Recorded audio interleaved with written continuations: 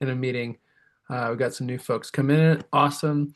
All right. So my name is Ian Campbell. I am the faith-based program director at the Neighboring Movement. And the Neighboring Movement is a nonprofit in Wichita. We have worked with some of you in the past.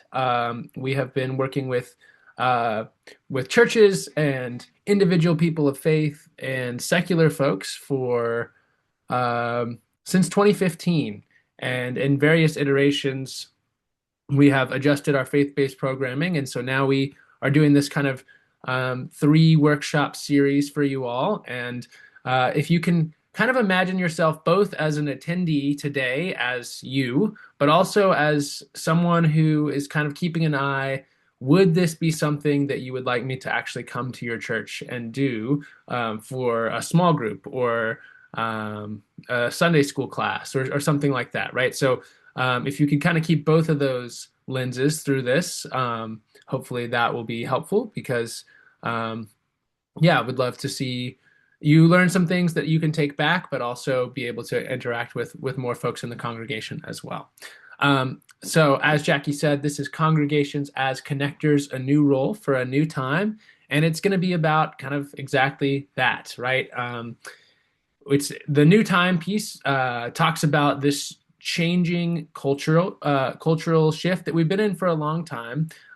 You have probably heard ad nauseum about the nuns and the duns, and for our United Methodist folks, you have seen some difficult times and weathered some difficult times before the pandemic, and then during the pandemic, and now after the pandemic. And you've come out resilient, but there's still these cultural shifts that are facing the church. And so sometimes this traditional model of kind of program centered church runs into some limitations, some challenges. And that's not to say that model is bad, it's actually good. And we're going to talk about that.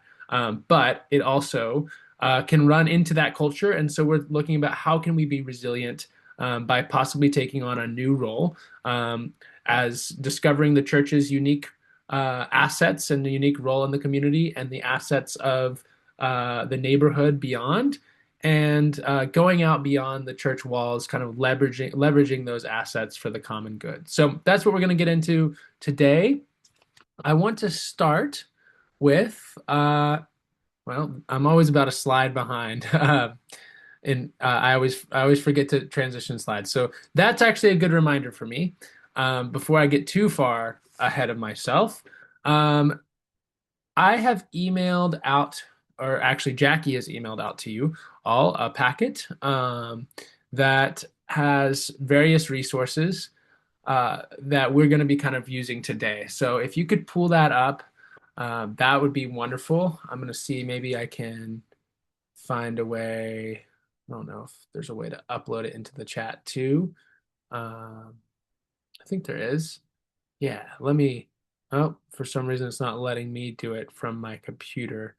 Um, so Jackie, I don't know if that's a possibility as well, just as another way to have it. But if you could find that, that would be wonderful.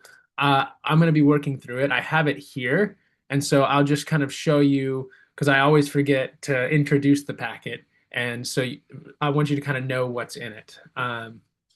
So this first page is just an introduction to the neighboring movement. You can kind of read on your own time.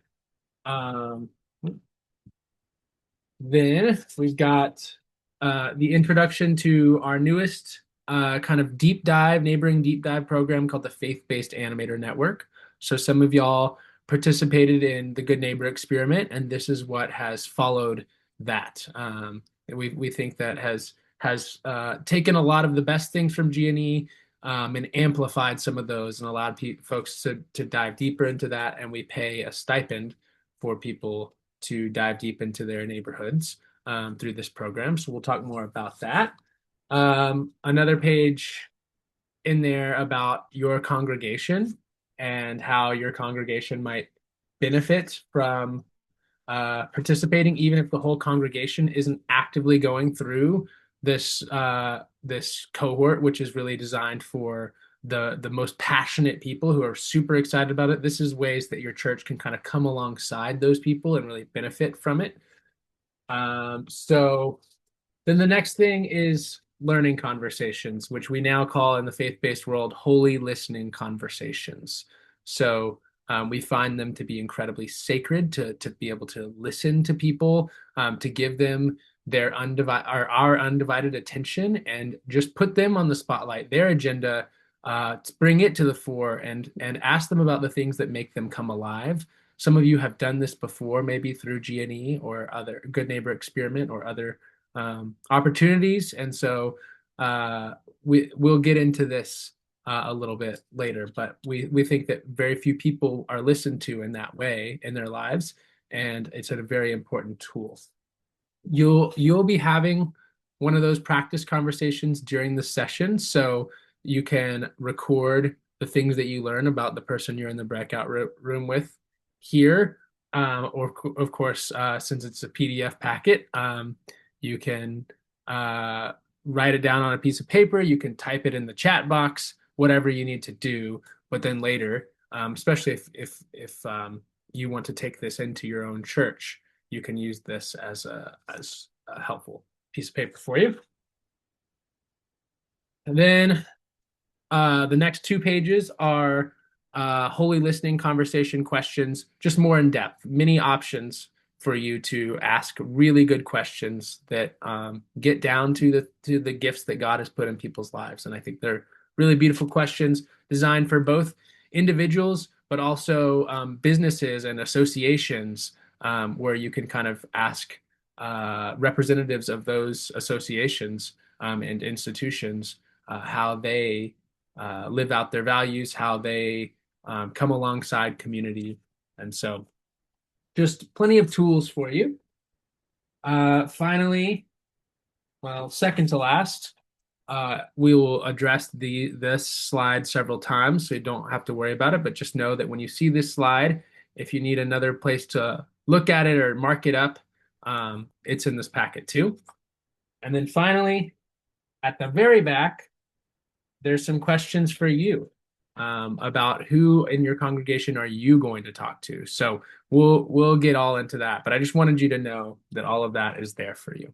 Okay. All right. So we'll take a few answers here. We'll just allow folks to kind of shout out. I want you to take a minute and imagine you're given a magic wand, and you can wave that magic wand and make your dream neighborhood. So, what is that dream neighborhood going to look like? And you can focus on what do you see, what do you hear, what do you smell? Excuse me, what do you smell? Um, in the neighborhood that kind of encapsulates that dream neighborhood for you. And so we'll take a few answers. Just take a minute to think about it, and then when you're ready, um, we will. Uh, you can just kind of shout it out. What's in your dream neighborhood?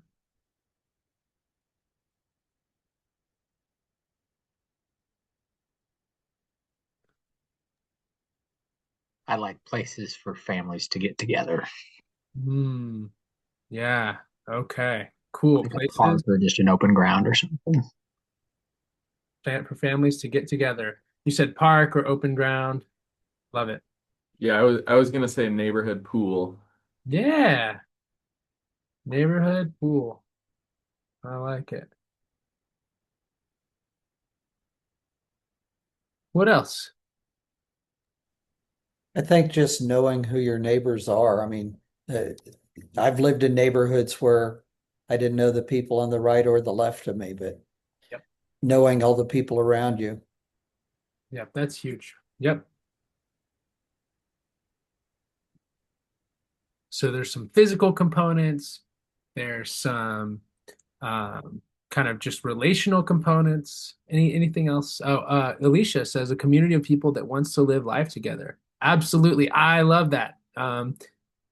Because we can think of ourselves as, um, oftentimes the word community is thrown around a lot. And a lot of times people, like when we say, I live in this community, it might be really that we just live next to these houses that we don't interact with in any way. But like to me, a community is there's this sense of shared survival, this sense that our our thriving is tied together, right? So I like that a lot. Jackie, people who walking around the neighborhood feel safe, happy to be here. Yeah, these are all beautiful. These are great. I love this vision. I want to live in that neighborhood too, for sure. So that's the dream neighborhood. And now, how do churches fit into this picture? That's what we're going to kind of get into a little bit. So we'll talk about the connection between churches and neighboring as a verb that we use, right? To neighbor. We'll talk about that in three settings. So within your church, right? You a lot of you are involved in teams, and then you are in worship together on Sundays. That you can think of that as almost like an internal neighborhood of a church. And then if you go outside the church building, most church buildings, I mean all church buildings at some point have somebody in proximity to them, the closest proximity to them. I mean, it could be miles away for some rural churches, maybe, but like there's still somebody that's going to be the closest neighbor to you. And there's a lot of times a lot of houses around the church. And then each of you also is living out your faith daily in your neighborhoods, right? You're trying to be faithful. You're trying to, um, you know, just be to do well in your neighborhood. And so all of those settings we're gonna talk about. But I want to get into right now congregations and why they are a unique asset to not the neighboring movement necessarily TM, like, but the neighboring movement as a whole of like all people doing neighboring in the world. How are congregations a unique asset? And for me, there are three things. The first is that neighboring is often part of the DNA of churches, or at least it's assumed to be, or I mean, starting off like our calling, our highest calling is to love our neighbor as ourselves, right?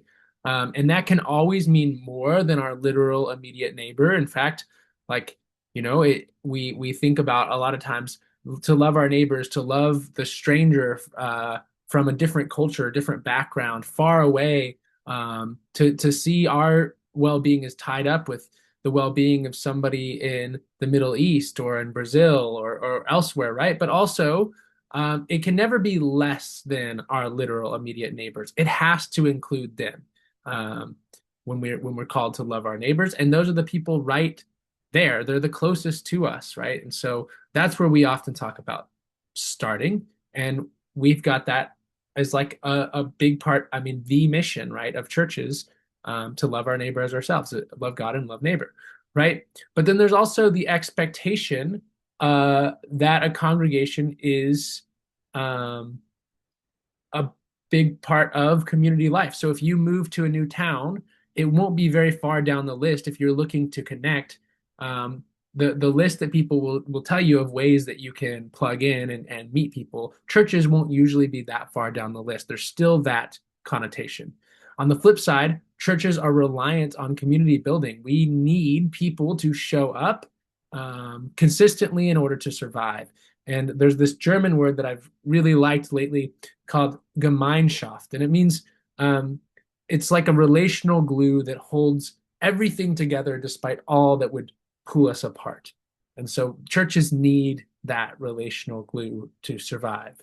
And the last one, which cannot be underestimated, is the fact that there are a few places left where we can find belonging and meaning, and not the primary purpose of that place is not to pay money, right? Like, we think about coffee shops or maybe shopping malls as places that you can go and see and be seen and all of that. But like that's always mediated by money. And yes, there's the offering at churches, but that's not the primary purpose. And if you never gave in your life, there's still a way that you can be a vibrant part of a community and belong and find meaning there. And so meaning and belonging, not based on consumerism, is a huge asset, right? So now I want to shift it to you.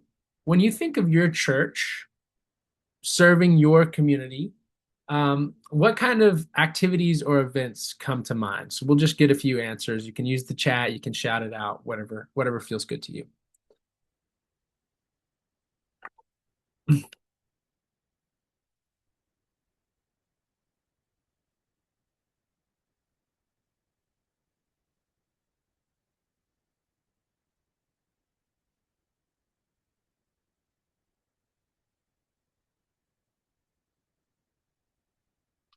So how's your church serving your community? Well, I'll share just a little bit about what we're doing in South Hutchinson. Uh, our congregation is a lot of very old folks. I mean, I'm probably one of the younger people, and I don't know, those that can see my face know that I'm not young. Um, and so what we have done is we've created some gathering opportunities for people, for seniors. And we don't limit it to seniors. We also would allow anybody else that wanted to come in, but it's targeting the senior population. We have a large high rise that is for uh, lower income seniors to live in. And then we have a pretty good sized senior apartment building. And then we've got a large complex. It's called the Mennonite Manor that is a combination of all the way from assisted living to actually skilled care.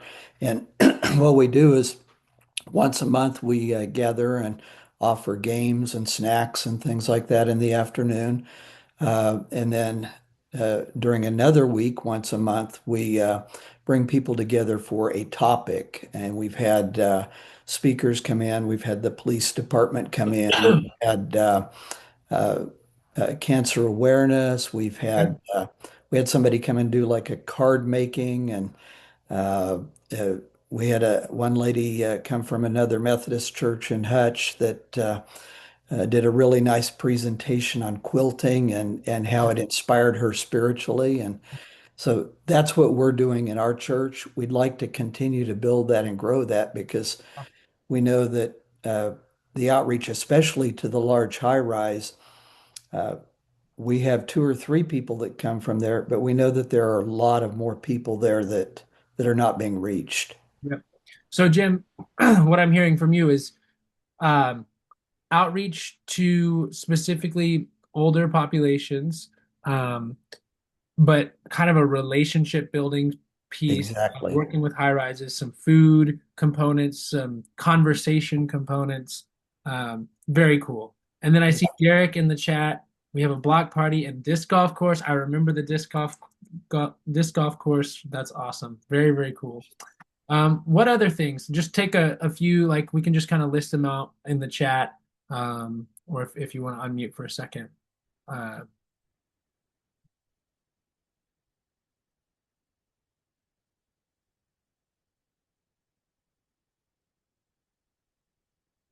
okay, well, what I'll do then is you can use the chat at any time if there's something that you want to chime in on. But let me just say that knowing some of the churches here, I know that actually a lot of y'all are kind of already, sorry, already on the cutting edge of a shift that we are trying that we are seeing has to happen kind of more and more in response to some of these cultural changes.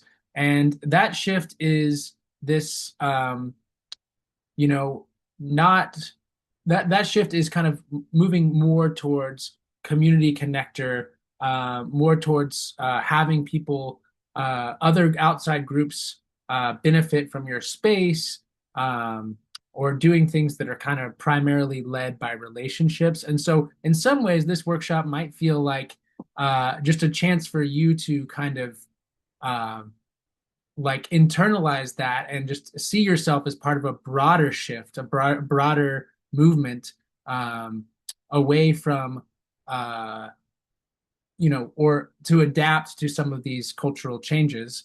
When we think about churches for much of the 20th century and uh, into this century as well, we think about churches that serve communities in a few common ways, uh, and they follow this kind of pattern. The primarily a lot of them are going to be needs based, right? So they'll often create some sort of service opportunity based on what the community lacks. And sometimes they'll even go door to door and actually ask people, or or do surveys in other ways, ask people, hey, what is it you need? And the church fills that gap. Another is program structured. So the church is providing a specific service consistently and fairly, and then continuous over time, right? There's not a set end date. It goes indefinitely. And then a lot of times on top of that, there's a layer of legacy or beloved programs that have been going on. It's the kind of program where, like, somebody's grandma started many, many, many years ago, and it's been going for forever. And a lot of life has come from that program. But then there also can be a little bit of like extra responsibility or like extra sense of, oh, we got to keep that up because this has been going for so long and we're so tied to the people who made it happen and all of that, right? So that's another part of a lot of the ways that churches serve. And then there's sometimes even the idea that programs are these amazing opportunities for evangelism, right? Because there's this expectation that the people that we serve, we're going to connect with those people, and then we're going to invite them to come to our church. And so that has kind of been the structure. And what I want to name there is that structure is not a bad thing, right? I'm not here to shame or to say that it's wrong. In fact, it is a structure that has served churches in America, millions of faithful Christians for a very, very long time. People have poured their whole selves into these types of programs that have been going on for a very long time, and they've done great things. But I also want to name that we're facing these rapid social, cultural changes that are happening so fast that it makes it difficult to adapt with this model. And I'll just name some of those, but you've heard them all before, right? These are the the fact that there are, less people coming to church, and so maybe there's decreased capacity. People also just like are busier. There's people feel like they have less time. That means fewer volunteers as well with the decreased numbers, and then those volunteers are often short. They're short on time too, and they get taken more on their plate, and they can often burn out or feel uh, overwhelmed. And then you get there's the whole nuns and duns, right? People that have never gone to church and have no interest, or the duns. Oftentimes the duns are people that did go to church and actually were highly involved, or their families were highly involved, and somehow they burnt out, or they were mistreated, or in some way they end up leaving the church. And with more nuns and duns, that means that the people that we are trying to build relationships with, and the people we're trying to serve, those in need, we have less ability to reach them, to build those relationships, less credibility with them, right? So all of this is the changes that we're facing, and it makes it more difficult to adapt.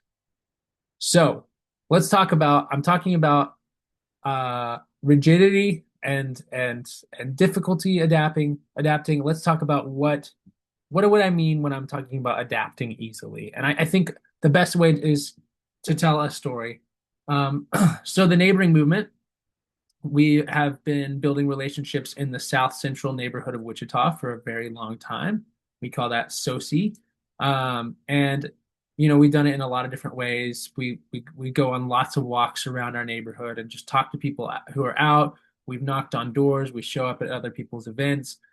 So we started to build some trust. Our founders were pastors, and so they built trust with churches too. And because of that, there was a church that had been doing a coffee shop program for a very long time. They essentially ran a coffee shop, and they did it very well. They were well known for it. But after many years, they decided that they could no longer keep it up. And so they closed the coffee shop. And with sadness, they said, "Hey, we don't want all this like equipment to go to waste. Let's find somebody who does good community work and ask them if they'll take it off our hands."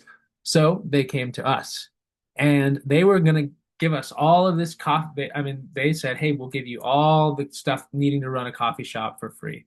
And so we got super, super excited. You can imagine, like, hey, yeah, we want to serve community. Where do you find people in community today? Well, coffee shops is a great way to connect to people. So we just started like generating ideas, and there was a ton of excitement. It's like, okay, I can be a barista, and you can handle the distribution. And we started thinking about roles for ourselves and how our mission was going to adapt and everything. We got super excited, and then some Debbie Downer said, "Hey, y'all, there's probably a reason that this church has to fold this program. Like, this is a lot of work." And so we were at an impasse. That brought us down to earth for a second, and we said, "Yeah, okay, you're right." And so the impasse, whenever we get to an impasse at the neighboring movement, what we do is we do something like this. I'll show you an asset map. We go to our asset map, and so our asset map looks maybe something like this. It was a big wall at the time, I think, with note cards in little pockets, and each note card represented a different neighbor. So this is like an example of an asset map, right? So you would have, in our case, the way it actually looks is there would be like a name and then their gifts, and then another name and their gifts. In this case, to make it easy for everybody to see, I just took one gift from each person and put it here on like virtual sticky notes, right? But we went to this asset map, not this exact one, but our asset map for the neighborhood. And we said, okay, who do we know? Who can we introduce to who to make this thing possible? And so what we discovered was that we had gone door to door, and we had met lots of neighbors. And in the process of doing that, we discovered um, neighbors that uh, had a dream to start a coffee shop. A specific neighbor, she had this dream um, to start a coffee shop, and our what we decided to do is just connect her. Actually, I'm realizing now that I'm telling the wrong story here. I'm so sorry. I've done this a few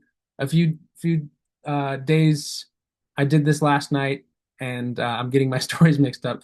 I apologize. But this particular story is this neighborhood. A neighbor had always had the dream to start a coffee shop. So we just connected her. We said, "Hey, what if you take this equipment and you can live out that dream? And when you're ready, like we'll hold on to the equipment until you're ready.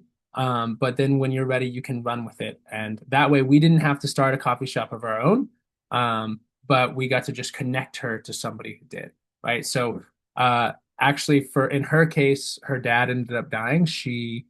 Um, that dream was tied to her dad in the neighborhood, and so she ended up moving out of the neighborhood. But we were able to pivot again with that flexibility because one of our coworkers realized that his dream had always been to start a coffee shop. So again, we didn't have to make the neighboring movement coffee shop. We just had to connect the materials to the right person. And in this case, now we have a coffee shop going in across the street from us, using all of that same equipment. So the point, regardless of which story I'm telling here, the point is that we were able to meet needs. We were able to get something going without necessarily having to start a whole new program on our own, and shift our energies to the wrong place.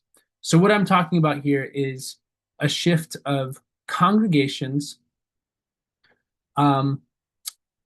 adapting and being agile through this stepping into a role of not primarily program providers, not saying that programs just go by the wayside, but the primary role of the church is not to provide programs, but what if it was to be a community connector? What if it was to recognize that our church is full of assets, and those assets can be discovered and connected and mobilized for the common good of the neighborhood, um, on a relationship basis? What if we also recognize that our neighbors have an abundance of assets, skills, passions, dreams, gifts that um, that are also gifted to them by God that we can discover and connect. And so, what if kind of our role becomes the bridge, an institution that knows our neighborhood deeply, inside and out,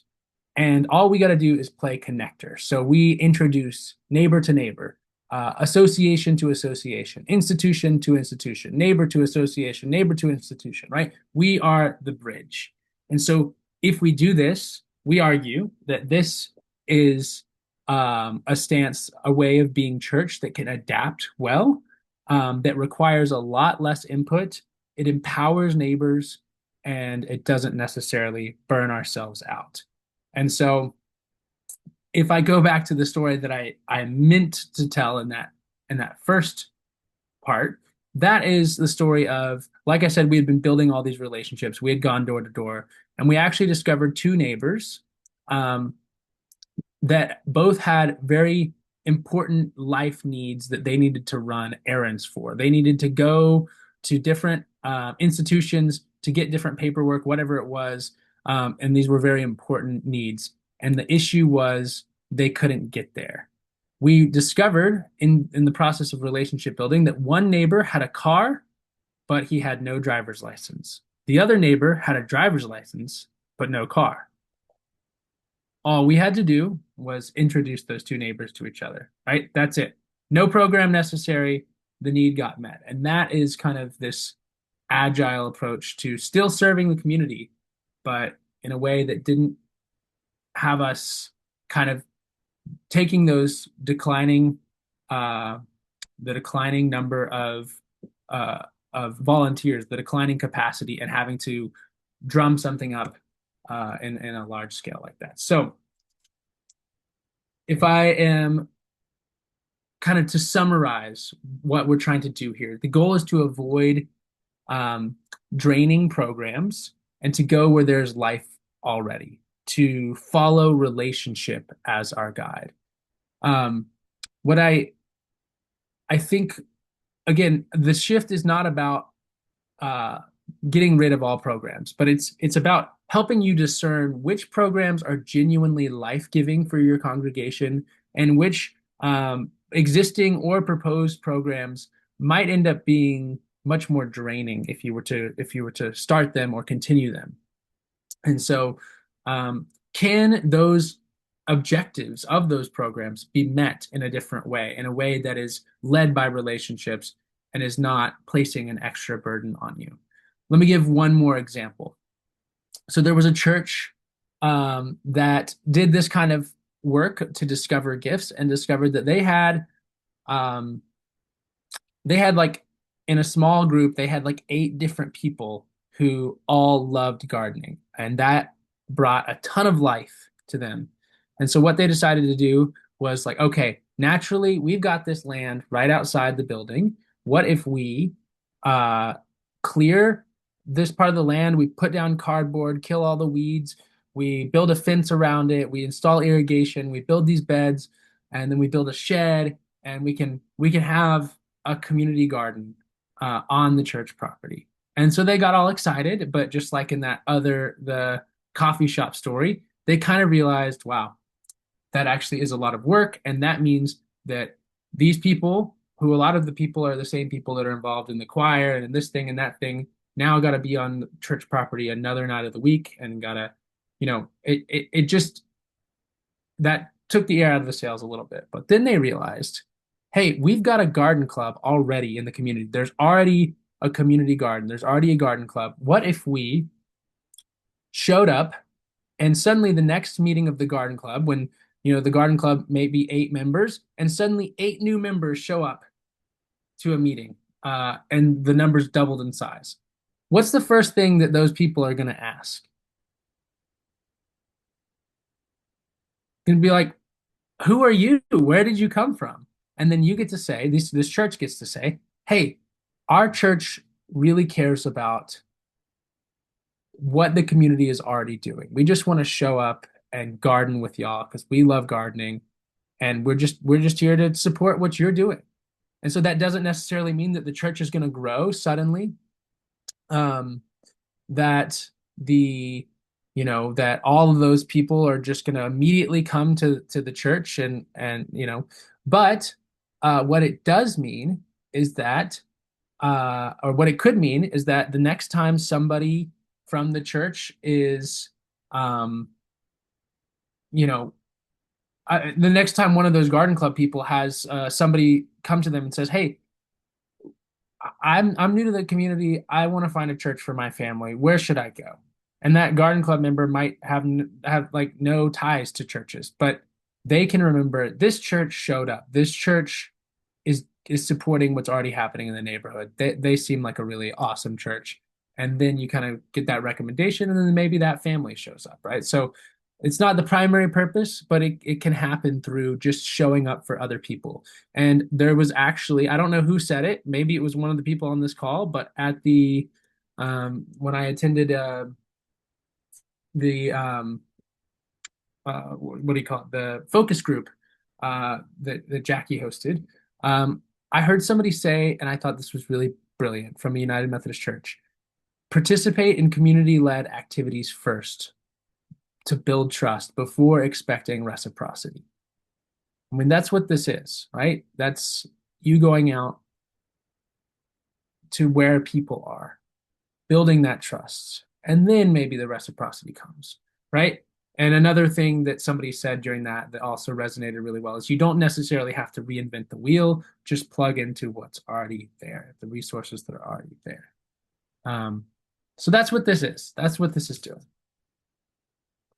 And the reminder of the goal is that what you're doing is, with this approach, is paying attention to what's happening, to the gifts of the congregation, the gifts outside of it, and just leaning into that abundance, pivoting so that you can be agile and have this new sense of possibility and abundance.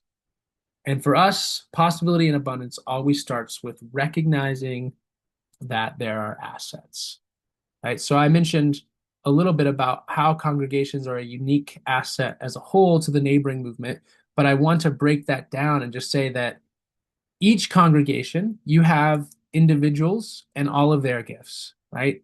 All of you have gifts that we're going to get to here in a moment. You have associations that multiply the power of your gift. You have the physical space, like how Horizons has a disc golf course on their lot, right? Hopefully that is not like a draining thing to maintain, but is life-giving for the community. It sounds like it is. Then there's credibility. I mentioned that in some spaces, in some communities, the church still has quite a bit of credibility. The belonging, as I said before, that place where you don't have to spend money to belong. And then the stories of legacy, stories and legacy, the faithful people who have poured generation after generation into this church, into this community, the storms, the conflicts, the challenges, the cultural shifts that the church has weathered and can provide that wisdom to, right?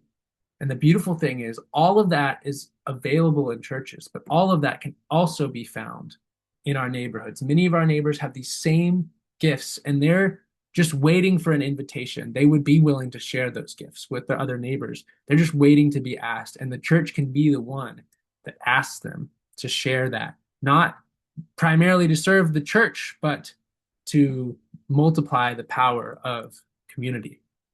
So we got the individual gifts. We've got the associations and neighborhoods. We've got informal ways people exchange, whether that's babysitting swaps or new parents passing off clothes, or people baking for each other, right?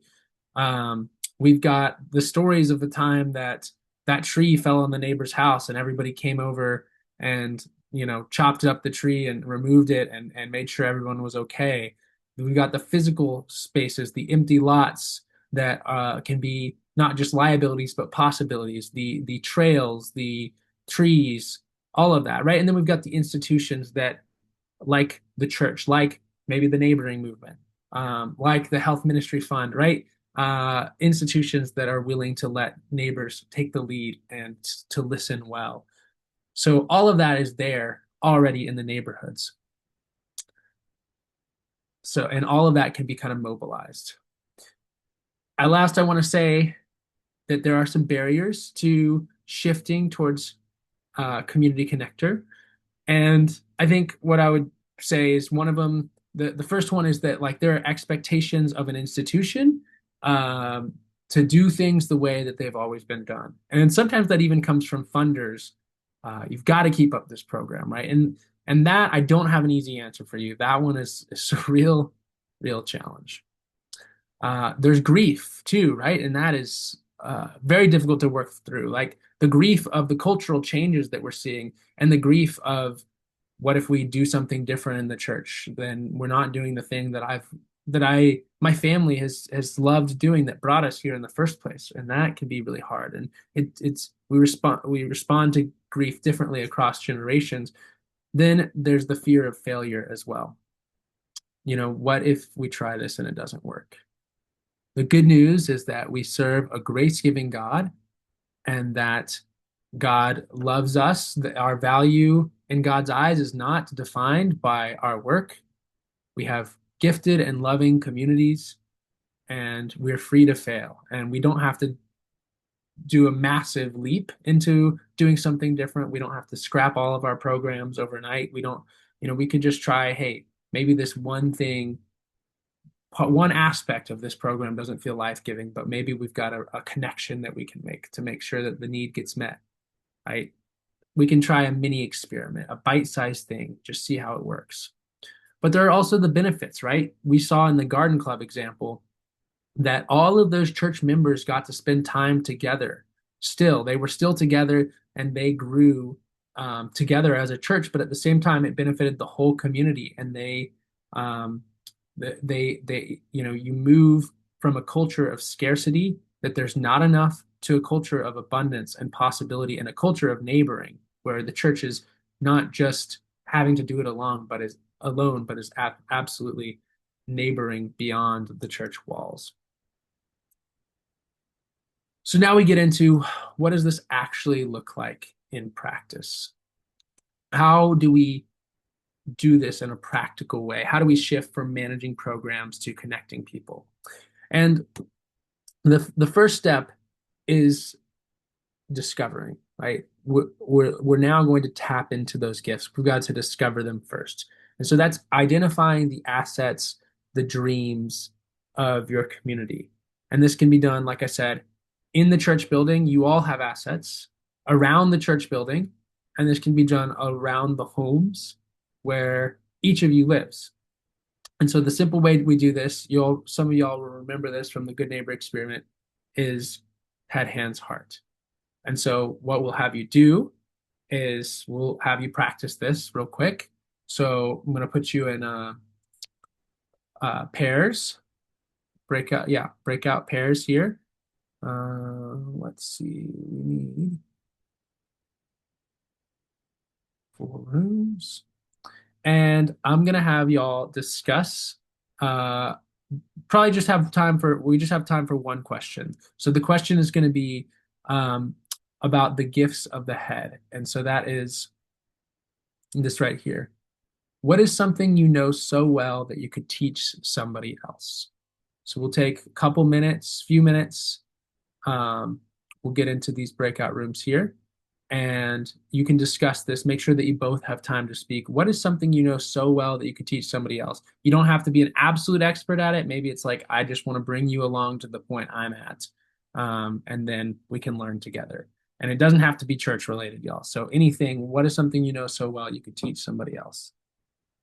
So you should have a breakout room coming. I'm going to move some folks around for just a second. Let's do this, and let's do that. All right, you should see some rooms opening. If anybody can't participate, please let me know in the chat. And we'll find somebody else.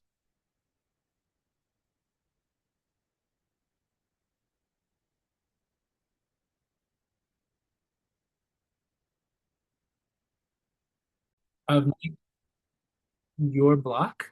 Um, you can you can do that starting where you live, and you can bring your church along without having to like make the whole agenda of the whole church for the whole year be neighboring. There's ways that the people that are most passionate can kind of dive in and then be supported, and then those people can take back tools to their block. So currently, our next cohort's actually envisioned for the beginning of next year because we're doing kind of a traveling road show kind of cohort coming up here in the fall. But we have a running application, y'all. So if you're interested and there's enough demand, we can make something happen. Um, we can see when the next opportunity is. So this link is both in that packet that you've sent. Jackie can send it out as well. And I think that's kind of the main thing for you that I have for you. What I'll ask if you have questions, Jackie can take them and pass them back to me, and I can send out emails, y'all, and answer them the best I can. Uh, there's a sheet on that last page where I would love if you could just think of one neighbor or church member that you could ask to share their gifts of the head, hands, or heart. And maybe if you don't know those gifts yet, you could just find them out, right? And then maybe you've even got somebody in mind to like maybe you know someone has the gift of woodworking and you've got the perfect person in mind, the person who's having a new baby and would like a crib made or something like that. And right, you can make that connection. So think about how you can start. Just take the bite-sized leap. And if you want to do the big leap, come join us in the Faith-Based Animator Network. Um, that's it for me, y'all.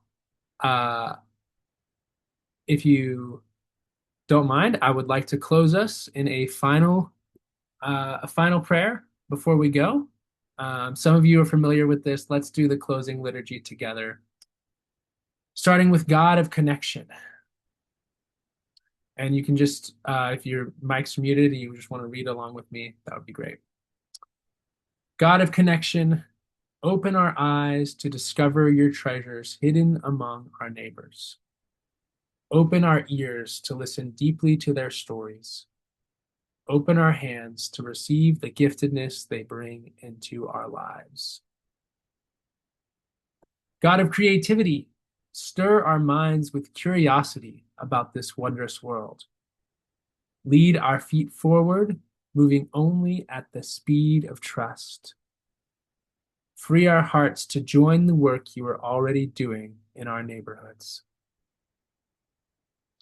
God of compassion, plant the seeds of patience among us as we learn to love our neighbor as ourselves. Plant the seeds of grace among us so failure leads us to your love. Plant the seeds of community that we would discover your kingdom among us. Amen. Thank you all. I'm headed out, but Jackie will stick around for a minute if you've got any questions. Bye, everybody. Hi, Ian. Thank you.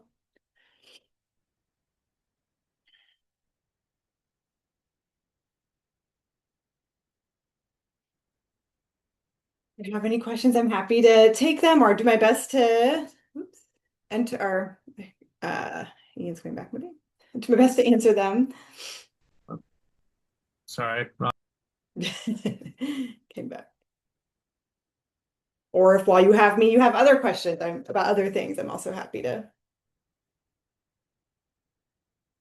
share my 2 cents or pass on things to Ian.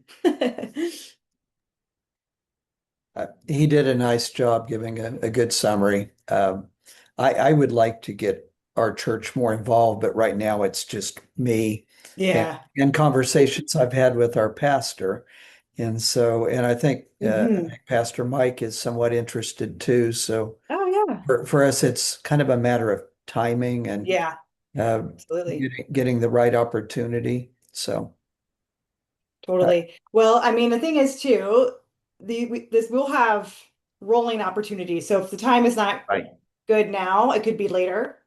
Yeah. We also have talked about, if it's not wanting to necessarily engage in a long, more in-depth process, that there are ways that Ian and the neighboring movement can work with teams individually or with Yeah. folks individually and kind of provide, smaller chunks of things. So, Right.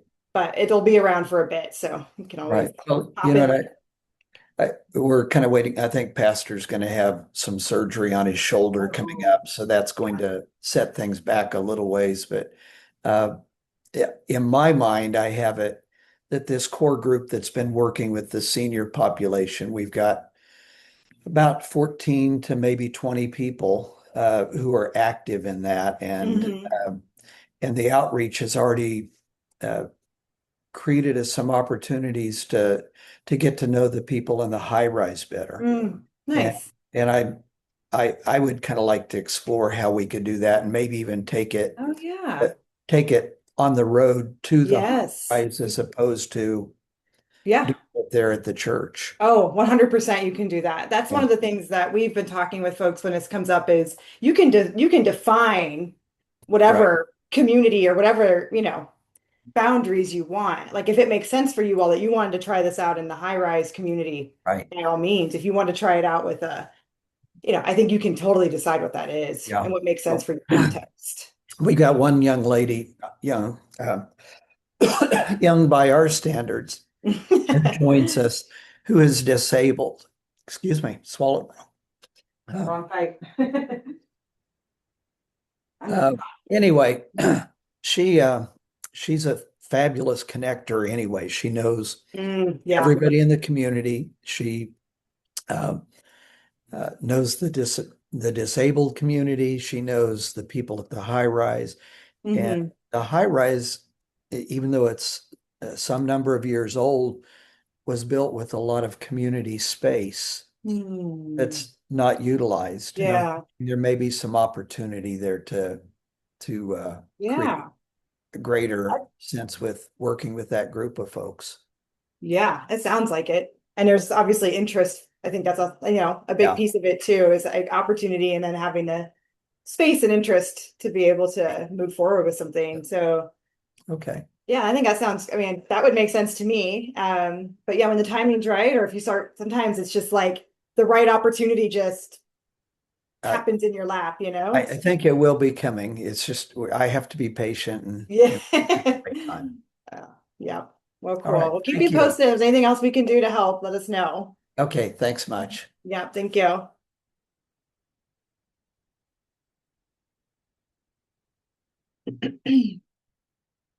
If there aren't any other questions, I'll probably wrap up here and then we'll be able to send out a recording of this probably next week because our comms person is out of town right now. So she helps us make all those things happen. But thank you all for attending and we'll connect again soon.